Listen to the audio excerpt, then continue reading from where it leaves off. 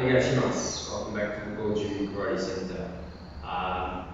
Been reading through lots of comments of late, and we'll be posting a few edits on 2 of our videos. We've got a few issues with sound.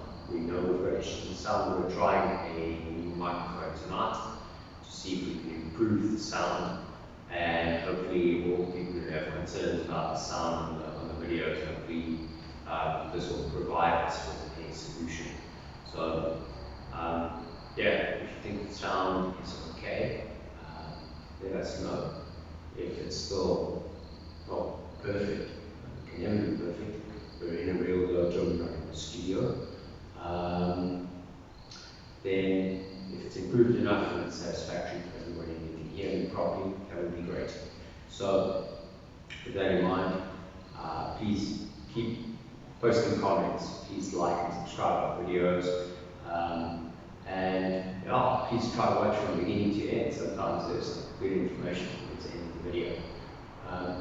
And thank you very much for everybody who's positive, and sometimes a little bit of reprimand from some of the viewers on some things that we've posted, and we accept it all, and it's how we grow, and hopefully we make a couple of edits somewhere in the future to 1 or 2 videos that have triggered on a few people's toes. So my wife will make those.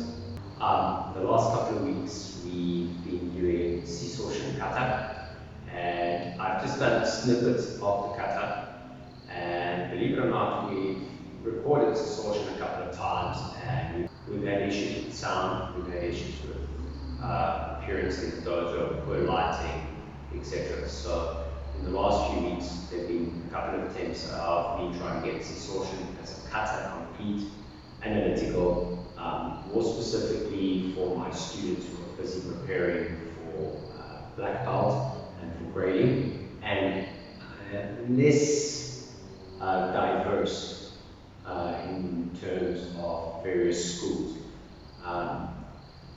So I'm going to do the kata kind of the way that I'm working towards doing it, with some key points that I favor, and hopefully you'll find it useful. I might bring in 1 or 2 variations, and if my variation that I bring in is slightly off what it is in your particular school, please bear with me. It was a very, very long time ago that I trained in 1 or 2 or 3 other schools, and when I did Sisoshin I was much younger, and the focus on these katas has been a lot higher and a lot more specific in the last while in terms of my routine and my dojo that I belong to in Okinawa, and the subsequent shift that I've moved dojo in Okinawa. I am training in the same routine but in a different dojo, in a different federation. So the kata might not be a true reflection of their way. It is the way that I've developed the kata over the last couple of years with a few big thumbprints, and the variants that I might bring in might not be totally complete because of the duration of time that has transpired between when I practiced it that way and the way I'm doing it now. So please bear with me. Hi. We're going to start by doing the kata as an analytical part, and I'm going to be coming forward and back so that you can see a couple of different angles. So starting classically, please make sure that left over right, and yoi. Start by trying to drop your body weight as you enter into the first start. So for a lot of people that just step directly, but you really want to try and go down and forward into the start, and as you get into the start you move around yourself. So starting with your feet, bend the knees slightly, drop in, open, and double block. Hand position from the front, Imagine you touch your hands together. Bring them to shoulder width. Turn the pinkies ever so slightly inward. Not dead straight. Definitely not turned this way. Try bringing the pinkies in. And the reason for this is the focal point is on the thumb. Palm comes back. Chamber. Strike. Comes back to its original position. As you move, adjust the front foot, shift through, tighten. Back, forward, back. Adjust, move, tighten. 1, 2, 3. Don't drop the hands too far, but bring the hands towards one another. Touch and then press up with the palm heel. As you step back into long stance, bring the hands down and open up as you breathe. Okay, so that's the front view. And what I'm going to do now is I'm going to do the side view. I think it's very, very important to see the alignment of the hands. So left foot top of right. Bend the knees, drop, step in, open, tighten. When you look from the side, it shouldn't appear that one hand is higher or lower than the other hand. Ideally, both hands should appear as one from the side. The body, some schools like very upright, but the reason for that drop at the beginning is because we want to actually engage the knees by pressing them forward, toes so that we can grip the floor better, and we want to pull that lower back end straight in the body.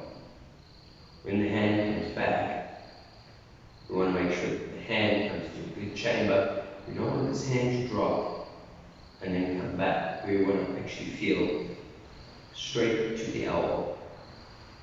Straight back, out. You'll notice that the hand dips slightly. Okay, so like we focus on the front and not the second when we punch, we focus on the front two fingers and back. And I said in the first clip that we focus on the thumb because that is part of where the blocking action is going to come from. Okay? The front foot, adjust slightly, step through, tighten. And tightening, what will happen is the heels will pull a little bit towards one another, pushing the knees straight, keeping the body nice and solid and grounded. Hand comes back, out and back.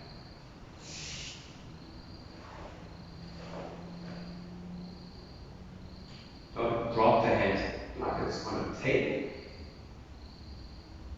Press up slightly, back, grapefruit. Okay, that first section again, with an emphasis on a little bit more natural swinging type.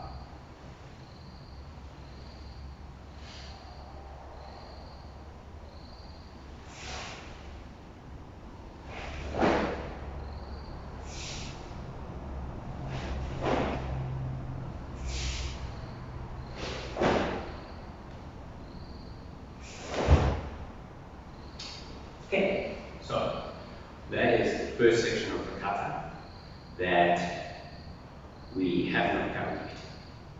Then if you go back to the video on reverse engineering and creating hip vibration with Sisoshin kata, we are now in that first cone position. When you step through from here, you want to get that 45 degrees and you want to turn both your feet. Sometimes people are lazy, they tend to only turn one foot. So what tends to happen is they tend to have this profile. One foot turns, hip turns, shoulder turns, and then there's no active engagement on the hip. We want to focus on this hand, that kind of like throwing a frisbee out.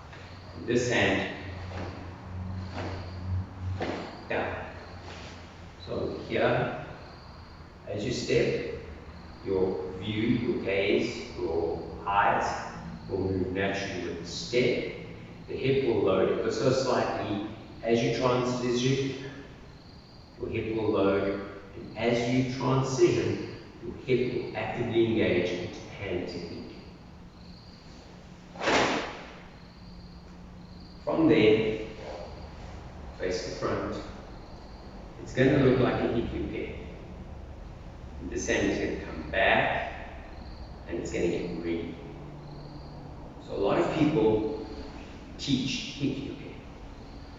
I think it is an important process to learn it this way, but I don't necessarily agree with it as a set movement. And the reason for this is I don't believe that there is a stop here and then the turn. I don't think it exists. I think that the entire movement is, this movement is easily defined. And that movement, total movement, is easily defined.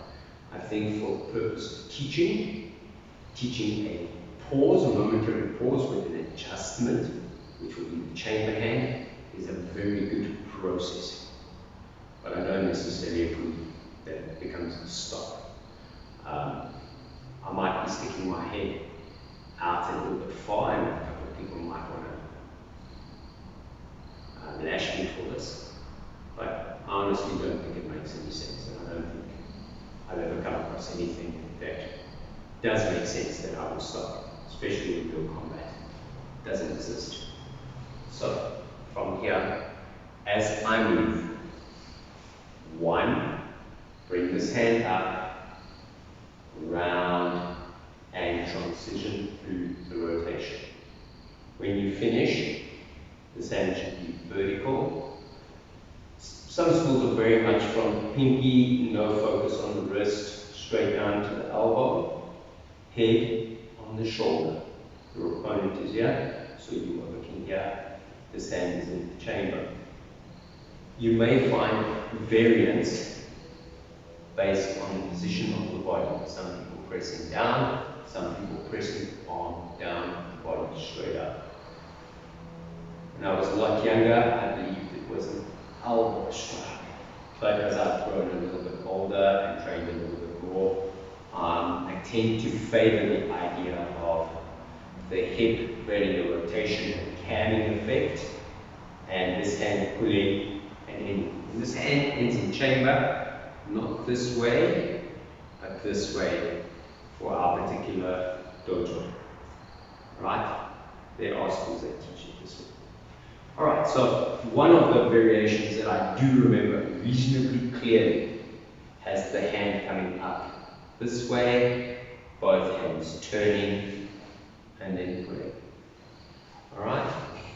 Do that one again. Up, round, and turn.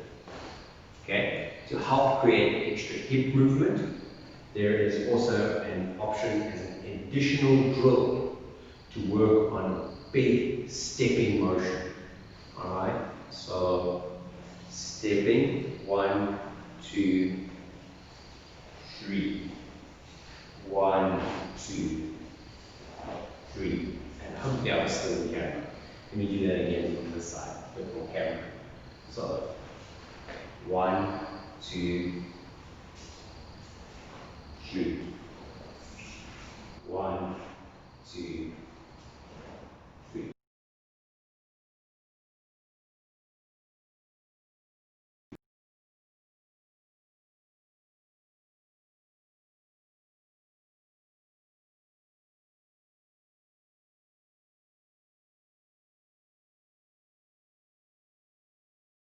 Okay, an additional stepping exercise just to help you ease up the hips and to build hip work.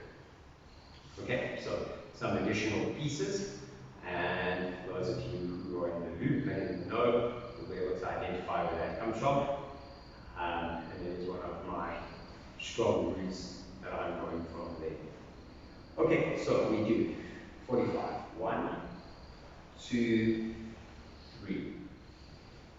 45. 1, 2, 3. We slide the left foot up, knees and toes touch. Pull in here. We move back a little bit. So please pull, tighten. So there's a distinct tightening and compression in the torso. So this is not elongated, but it's more down. And that compression corresponds to the dropping motion created with the bum ever so slightly pressing backwards and elbow and the punch going over the shoulder. Okay? From the side, as you come in, tighten, drop. Some schools have a very, very pronounced position here. As always, you do what your sensei says. It's a different variation. Where I'm working towards is very, very strong control of the torso, abdomen, the core, the back, and the glutes as I do this movement. Okay, as we move to the second video that we did on sessortion, which covered 4 directions with the palm heel, we have an option of 2 different types of stepping. Okay, so in some schools, there is the option of raising the right leg, swiveling on the left, sliding that leg back and out. The other option is taking your right leg, stepping through across at an angle that you're on another parallel line, so that you can rotate in the balls of the feet into the Zen touch to the back. Right, from another angle with the hand technique. So, alright, so I'm going to run through a section of the kata and link that together with the changing 4 directions. Again, with 4 directions, there's an option for swivel step or crossover step. I'm going to do what I'm working towards, and so you can have a look, and if you're a little bit uncertain, go back to your sensei and ask them what they would like you to do. Okay, so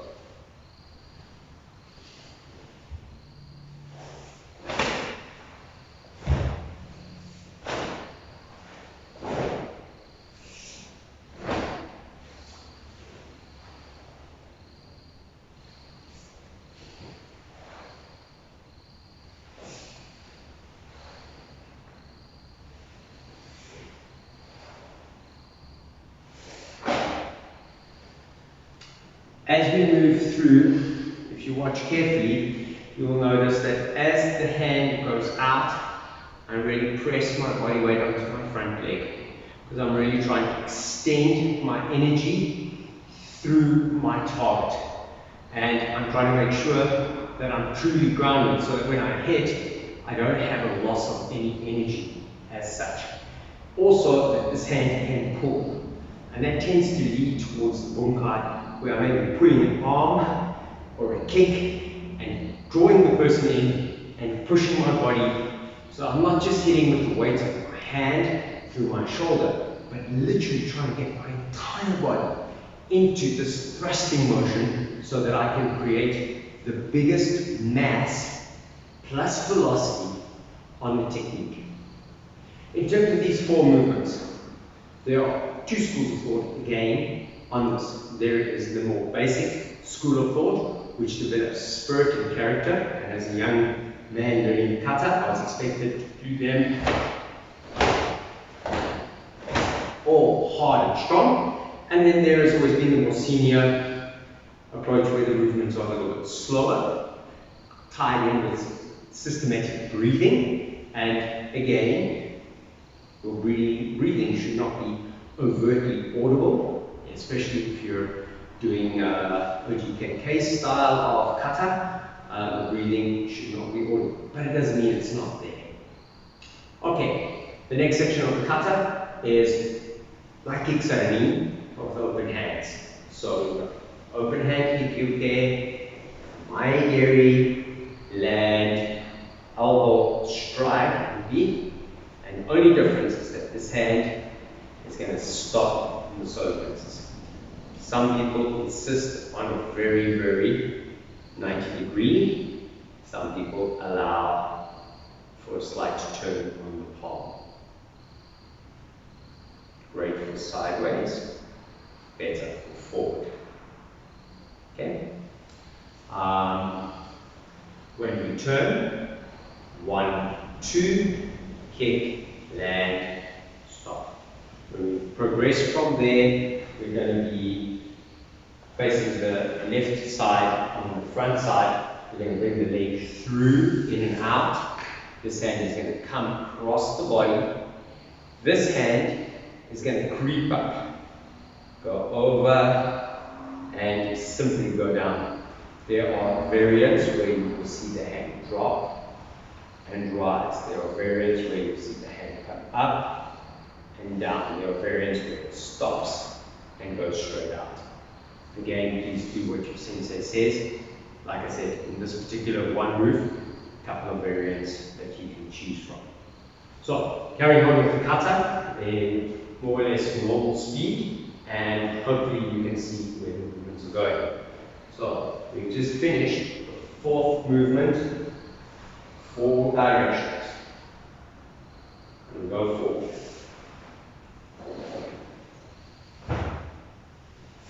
Step up towards the back leg and rotate. Please don't move backwards, but rather transition forward into the next movement.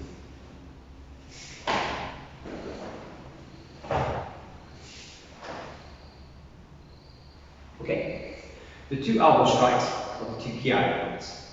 So we go to the right side, kick, land, elbow, and kiai. Go to the left side, kick, land, elbow, and kiai. Please remember, kiai is a noun, ai is the action.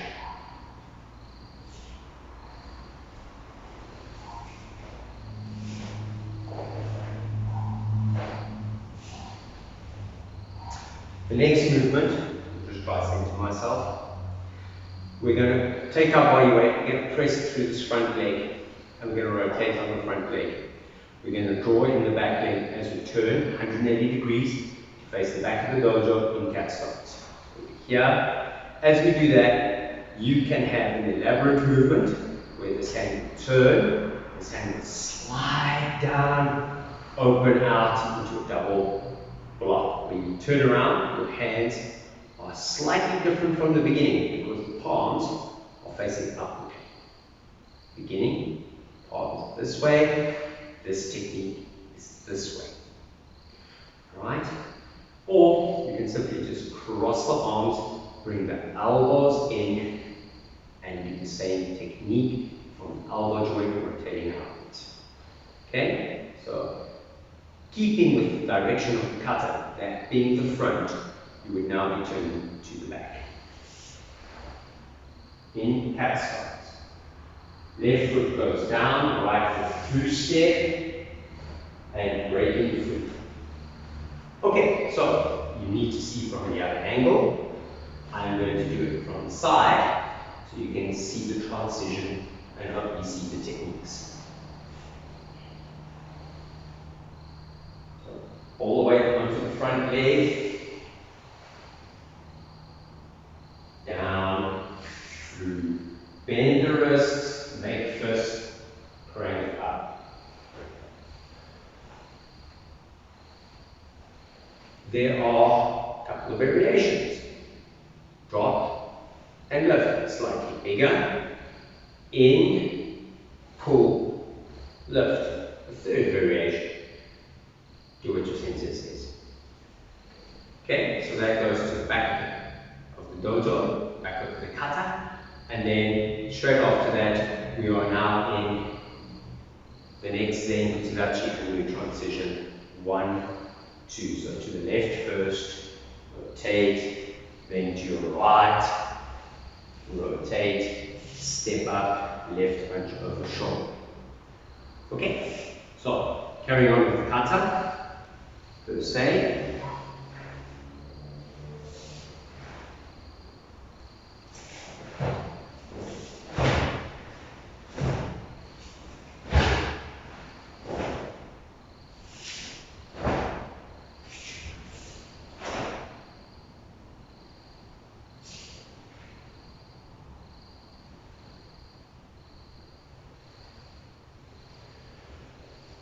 Ending of the kata, step through, turn, good cat stance, hand doing the middle block, the Chudang Uke, on the outside, hand doing the Gedang on the inside. Hand position, some schools, ever so slight twist on the hand technique. Some schools overdo it a little bit, I think, and that they're doing something like this. If that's what their sensei wants, that's okay. Okay? I haven't seen it this way, but I have seen it here today.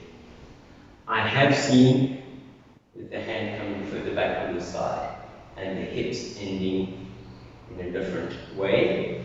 But the practitioners were not doing Goju, they were more in line with our cousins from Shorin-ryu and Shito-ryu. So, nice square shoulders, everything down, and then end the kata according to your school. When you finish the kata, please don't rush. So don't and bow straight away. Take time to compose yourself. As you finish the kata, finish, breathe, be vigilant and aware of your surroundings. Try and think about what has been moving around you. And then, after that, finish the kata. Okay, so I've done this kata a little differently in the sense that there have been 2 videos on technical training ideas already. There, I think, is also a short, very basic video of an interpretive idea on the application. And I'm sure my wife will post links to these. And now I've done a little bit of technical analysis on how to do the kata. And instead of favoring all the different schools, I'm working towards what is more or less Miyazato Sensei's lineage, either via Jundokan International, Jundokan Shotomu, or OGKK, and any other schools that I might have trained in between, with a little bit of IOGKF, a little bit of possibly Seirokai, and a little bit of something which in South Africa is called the Shorin Martial Arts Academy, which tends to be strongly derived from IOGKF. Needless to say, I've done the kata in many different ways over the years, and a few ideas constantly permeate through the kata. The kata tends to have a lot of hips, tends to have a lot of action on the hips. And for me, this is probably one of the most snappy kata that Goju do.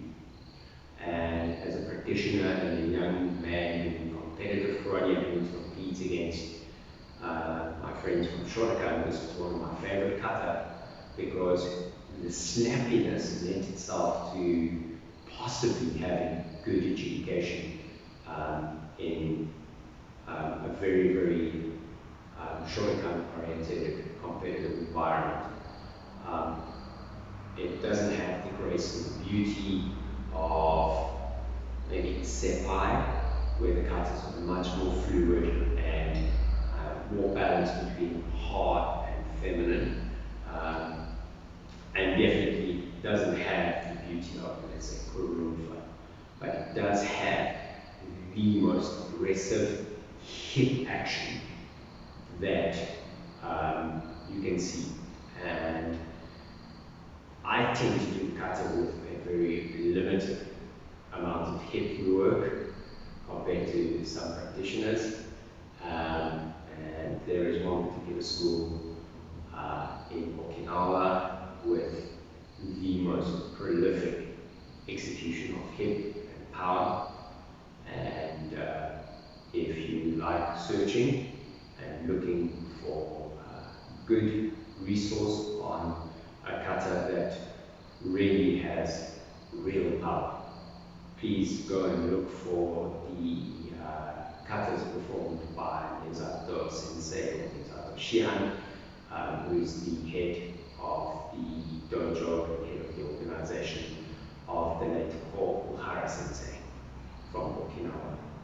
The most amazing, most powerful katas, and very, very beautiful explanation of movement and unbelievable bunkai if you visit their website or visit their YouTube channel, which is done through